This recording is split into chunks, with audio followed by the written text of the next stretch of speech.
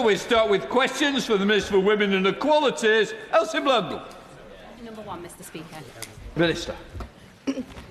Mr. Speaker, while around 1.5 million women live with endometriosis, survey data shows that it can take more than 9 years to receive a diagnosis. This will clearly have a significant impact on women's careers.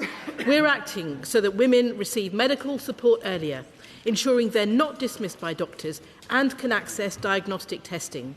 Measures in the Employment Rights Act will support women managing the condition at work.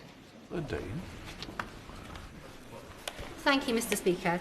Many women across the country living with endometriosis are forced to withstand immense challenges in the workplace, often culminating in them having to curtail their ambitions or leave employment entirely. This is because some workplaces are not putting in place proper protections to support working women who, frankly, deserve better. What steps are therefore being taken in concert with the Department for Business and Trade to ensure that our workplaces do not lose out on the immeasurable contribution that these brave women can make? Minister. Mr. Speaker, my honourable friend is absolutely right about the challenges that endometriosis brings, and also that workplaces cannot afford to lose such talented women. Action matters, and that's why, as part of the Employment Rights Act, we are improving access to flexible working, making changes to statutory sick pay, and opening up conversations about women's health through employer action plans that we launched last week.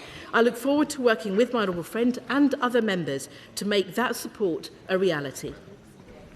Rebecca Smith. Mr. Speaker, 1 in 10 women have endometriosis, seriously impacting their ability to work.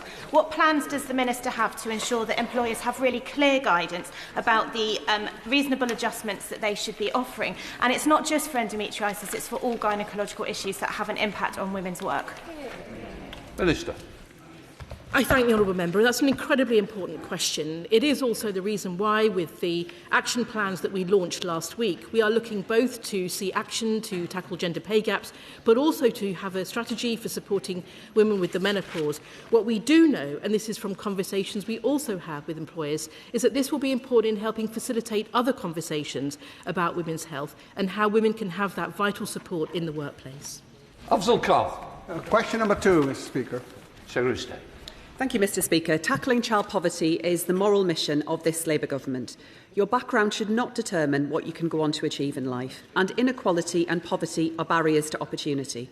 We're investing in our children's futures through a massive expansion of Best Start family hubs and childcare, breakfast clubs, free school meals, and alongside the end to the 2-child limit. And our child poverty strategy will deliver the biggest ever reduction in child poverty in a single parliament. Afzal Khan. Thank you, Mr. Speaker. 25% of children in families with disabled children are living in a deep material poverty. The recent uprating of universal credit will be great help to children growing up in such households. But equipment costs and more expensive specialist childcare remain significant pressure. So will the Minister set out what more she is doing to address the inequalities felt by children growing up in households where one or more child is disabled? I'm grateful to my honourable friend, and he's right, and we recognise the disproportionate financial strain on families with disabled children who often face significantly higher costs for essentials. We heard that through the development of the child poverty strategy, through many of the children's rights groups and other organisations who contributed to that work. But our child poverty strategy does set out a plan to lift over 500,000 children out of poverty by the end of this Parliament. And alongside that, Mr. Speaker, we're also taking specific steps to support children with additional needs, providing £200 million of investment to ensure that every Best Start family hub has a dedicated practitioner for children with SEND. Jim Shannon. Mr. Speaker, can I thank the Minister very much for her answers and her positivity and commitment to making the changes that are necessary. When it comes to inequalities in the home, ADHD, autism, behavioural issues, they are so much more of a larger number than ever they were in my days when I was a youngster, and that wasn't yesterday, by the way. But just to say this, with those pressures on today in the life that we live, can I ask the Minister what will be done to help those particular categories of children in particular? Thank you so much. I'm grateful to the Honourable Gentleman for raising this area. It's why, through our SEND consultation that will cover England, we want to make sure that support is available to children much more quickly. Of course, formal diagnosis will continue to have an important role in that, and families will seek that. But we shouldn't be waiting for diagnosis to put in place the support that children need. And that's why, through the big investment we're delivering in SEND, an extra £4 billion, we will make sure that children get the support when they need it and where they need it. Reid. Question number 3, Mr. Speaker. Mr Speaker, our recent Every Child Achieving and Thriving White Paper sets out our ambition to raise standards for all children and to halve the disadvantage gap between poorer children and their peers at the end of their secondary school career, to make sure that where you're from does not determine where you end up. We're expanding free school meals and scrapping the 2-child limit to lift 500,000 children out of poverty. That is the difference a Labour government makes. Reid. Poverty and economic inequality scar the education and life chances of children. Isn't it right that by lifting the 2-child limit, delivering 30 hours of free childcare, rolling out free breakfast clubs and family hubs and opening new school-based nurseries, including at Altrincham C of E primary school in my constituency, this government is investing in equality for children, and this is an investment that will be repaid many times over when every child has the support they need to reach their full potential? Yes, Mr Speaker, tackling child poverty is not just a moral imperative, it is an investment in our country's future and in our own economic security as well. That is why we are determined to give every child the best start in life. The party opposite might not like it. That's because on their watch, record numbers of children were pushed into poverty. This Labour government will lift 500,000 children out of poverty. Caroline Dinich. Mr Speaker, but on her watch, and the number of young people not in education, employment or training in Gosport has now reached around 5%. That's the highest figure in 15 years. Is it any wonder when so many of the job opportunities that used to be there for our young people, like retail, hospitality and hair and beauty, are being battered by this government? Surely one of the best ways to tackle inequality and poverty is to give people the right education and the right job opportunities. What's her government and her department going to do? Mr Speaker, we do face a really serious challenge about the big numbers of young people who are not in education, employment or training. And that is something we're committed to tackling. It's why Alan Milburn is leading a review for this government as to what more we can do to support young people. It's why we've launched our Schools White Paper, why we're investing in further education, why we're expanding new routes into apprenticeships. But I would just say this didn't happen overnight. This is a problem that has developed over many, many years, and the party opposite would do well to reflect on the contribution they made to the shocking numbers of young people we see that are neat. Andrew Cooper. Number 4, Mr Speaker. Minister. Mr Speaker, Cabinet colleagues have marked International Women's Day by highlighting what we're doing to support working women, halve violence against women and girls and build a better future for every woman and girl. Last week I was proud to formally launch employer action plans alongside the Secretary of State, the Minister for Women and Equalities. Our ministerial colleague, the Right Honourable Baroness Smith, is currently attending the Commission on the Status of Women. We are putting women at the heart of our missions in government and our foreign policy because we recognise that progress on gender equality must know no borders. Cooper. Thank you, Mr Speaker. This International Women's Day, I commend the work of Her Place Charitable Trust in my constituency, which supports women's well-being and creates spaces to facilitate conversations about health and other challenges.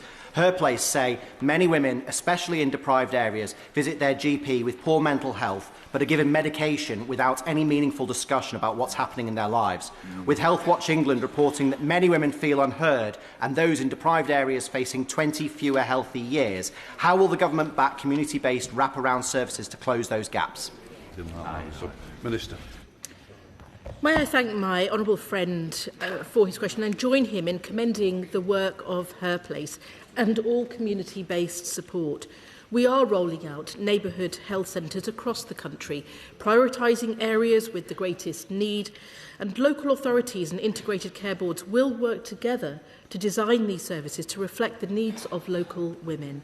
Mental health funding has increased by £688 million this year and is backed by almost 8,000 extra staff, new mental health centres and talking therapies, which will ensure that women receive the personalised support that they need. Alison Griffiths. Thank you, Mr Speaker. Following International Women's Day and with English Tourism Week approaching, I've been meeting female entrepreneurs across Bognor Regis and Littlehampton, including Kathleen at the Navigator Hotel, who featured on the Hotel Inspector only last week, and many others through my business club. These businesses are vital to coastal economies, but many women say it remains difficult to scale and grow. So what assessment has she made of the barriers facing women entrepreneurs in sectors like tourism and hospitality? Minister. I thank the Honourable Member for that brilliant question, because we have to do everything we can to be supporting women entrepreneurs. And it is vital that we look at the challenges that we see women facing in a range of sectors, which is why we have that work continuing through the Women's Business Council. It's also why we have the Invest in Women Code that's been backed by our first female Chancellor. And it is why we want to see the progress of women, both in entrepreneurship and in the workplace, a priority. And why I was also proud to attend the 30% Club's International Women's Day breakfast this morning in the House. Just like Committee, Sarah Owen. Thank you, Mr. Speaker. It's sad, but it's true that International Women's Day rings hollow for far too many women, but particularly the three brave women that I have just met. They are survivors of Epstein. For them, important days like that come and go. But what is the Minister doing to ensure that we don't just mark important days for women and girls, but give them the protection and justice they deserve, and to hold perpetrators like Andrew Mountbatten to account, not just for reports of sharing state secrets, but also for trafficking and sexual abuse of women and girls? Minister. Mr. Speaker, my honourable friend is absolutely right that now the focus must absolutely be about the victims of these appalling crimes and putting in place support for women and girls who have faced horrendous violence. Multiple police forces are now assessing allegations arising from the Epstein files. And the National Police Chiefs Council has established a national coordination group and has now appointed a senior investigator to support forces in reviewing the extensive material and progressing the resulting investigations. The senior investigator will work with the UK forces, the National Crime Agency, VORG specialists and the Crown Prosecution Service and the US authorities to ensure a consistent and evidence-led approach. Clerk Coutinho, Shadow Secretary. It's been almost a year since the Supreme Court ruling, and I come here time after time to ask what progress is being made. I was going to ask today if the government could confirm that every government department is fully compliant with the ruling. But honestly, there's almost no point, because we know the answer is no. So on this International Women's Day, isn't the truth that the former chair of the Equality and Human Rights Commission had a point when she said that the Labour Party seems to have completely abandoned women's rights? No. Well, I don't think it will surprise the Shadow Minister that I disagree with her on this. And important to say that we have been clear that all service providers must follow the law as clarified by the For Women Scotland ruling. It is also the case that, as she knows, the HRC has given the government the code of practice, which we are working through. And it is important to also say that any suggestions of delay that come are completely wrong. She knows it was a lengthy document covering all the protected characteristics. We take this seriously and we are working to get it right. Heston. Thank you, Mr. Speaker. On International Women's Day this year, many of us reflected on the scandal of group-based sexual exploitation of young women and girls in Britain. Will the Minister commit that by International Women's Day 2027, the Government will have implemented the key interim lessons from the independent inquiry into grooming gangs and from other reports commissioned in this matter by members of this House? Minister. Mr. Speaker, I thank the honourable gentleman. This is an incredibly important topic, and he will know that we have always been clear that our paramount objective is to root out the horrific crimes of grooming gangs and to punish perpetrators and to protect children from harm. It is also important to note how the Home Secretary has made, will have made a statement accepting the recommendations of Baroness Casey's audit into group-based child sexual exploitation, which included a national inquiry into grooming. We are also committed to changing the criminal law for adults penetrating children under 16. We are absolutely committed to making sure that we root out this these evil crimes, and continue to make sure that we do that with our work across government. Question number 5, please, Mr. Speaker. Minister. Thank you, Mr. Speaker. We are delivering commitments set out in the cross-government Freedom from Violence and Abuse strategy published in December 2025, which sets out actions to prevent violence, pursue perpetrators and support victims. A ministerial group bringing together 14 departments provides strategic oversight to delivery, driving progress, addressing risk and ensuring collective ownership of our commitments to halve Borg within a decade. Mr. Speaker, I recently visited Wolverhampton Girls High School in my constituency of Wolverhampton West and was pleased to see posters promoting the Orange Wolverhampton campaign, working with community partners in the fight against gender-based violence and abuse. Whilst the criminal justice system, of course, has a part to play in tackling violence against women and girls, does the Minister agree that we need to do more to achieve community-based early intervention and prevention, and that educating and raising awareness in our young people, especially our young boys, about Borg can benefit not only the victims but the perpetrators and our justice system as well?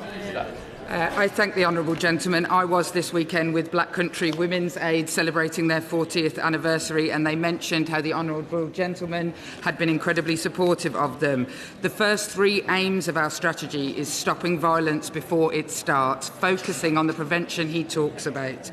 We will focus on young people, supporting parents and working with schools to challenge misogyny and promote healthy relationships. We will also engage with industry and take decisive action to safeguard young people by making the UK one of the hardest places for children to access harmful content and misogynistic influence. Campbell.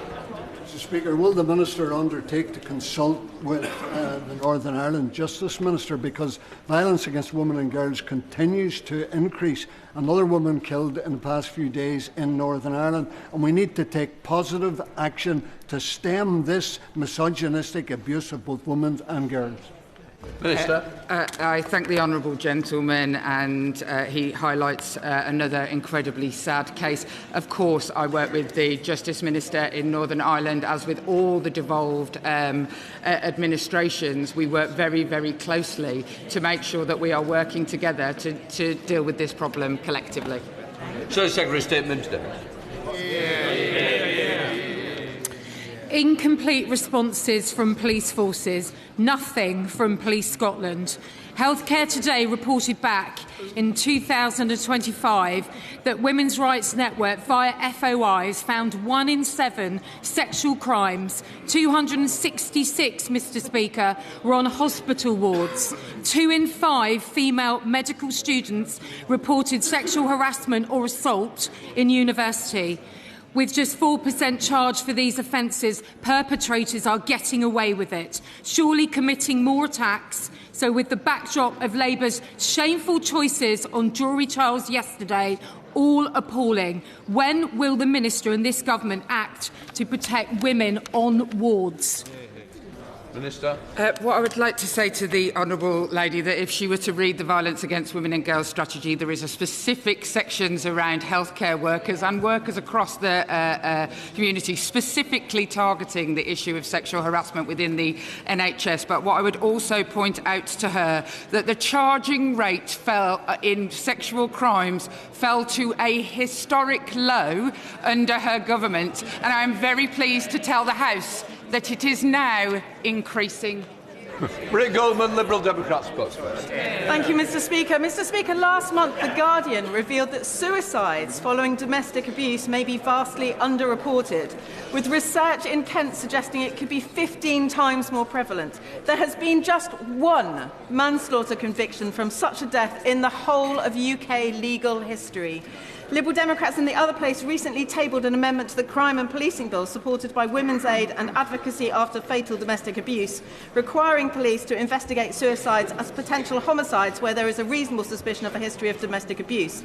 Given the government's reluctance to support that measure, will the Minister commit to making the College of Policing's published guidance on this matter statutory so these cases are properly investigated across all forces? I thank the Honourable Lady and once again point to this exact issue which is covered in the Violence Against Women and Girls strategy with the need to improve police responses. That is why the government has invested £13.1 million into a policing centre that focuses specifically on VOG, who have undertaken on this specific issue of suicide in domestic abuse some absolutely groundbreaking work that will lead, I very much hope, to change and further conviction, which we would all want to see. We come to the topicals, Mohammed Yazid. One, please, Mr. Speaker. Secretary of State.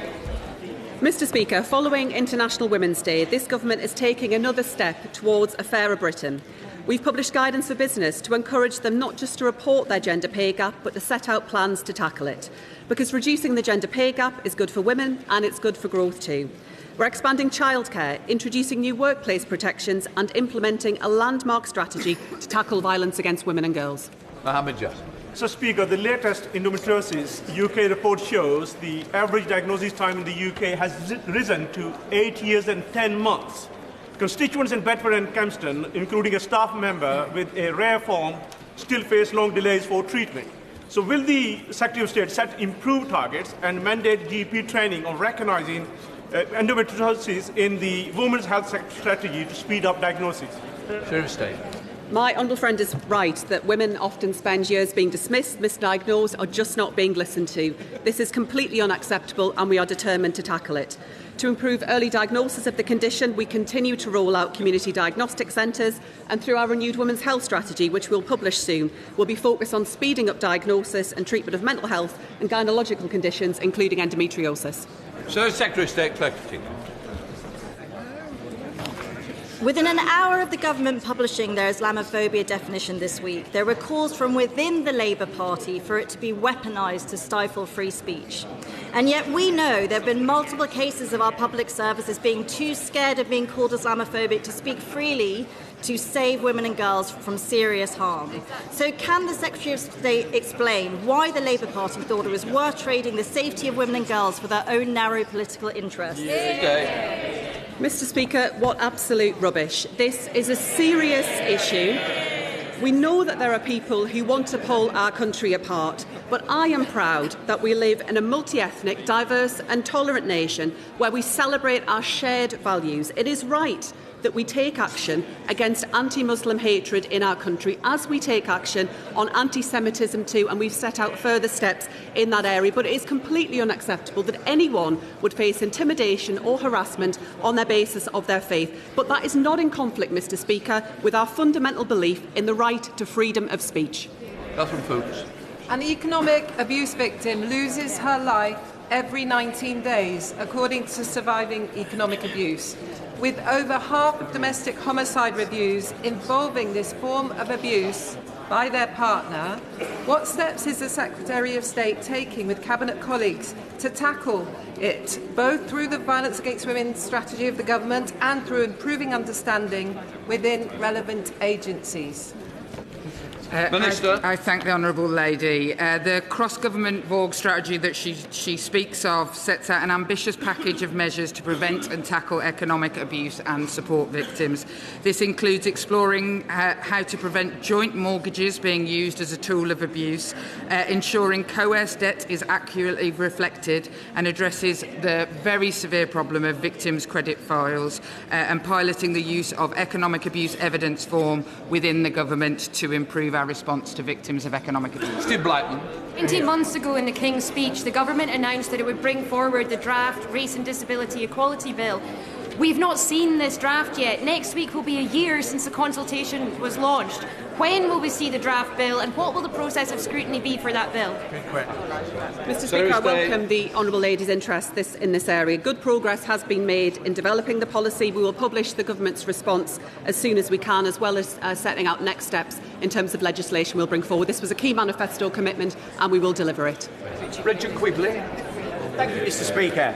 The wage gap between the Isle of Wight and the rest of the UK leaves.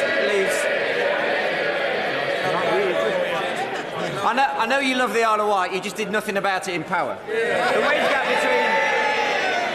between the Isle of Wight and the rest of the UK leaves full-time island employees around £5,500 worse off compared to the national average. For female islanders, it's around £8,000 a year worse off. Will the Secretary of State work urgently with Cabinet colleagues to address the island wage gap, particularly for women? And does she agree that closing that gap is good for women, good for communities and good for growth? Minister. Mr. Speaker, I firmly agree that women's equality and economic growth go hand in hand. That's why I was pleased to join the Secretary of State in formally launching action plans last week, so that large employers will be encouraged to set out the steps they're taking to narrow their gender pay gap. This will ensure that women are able to thrive in the workplace across the country, including in the Isle of Wight.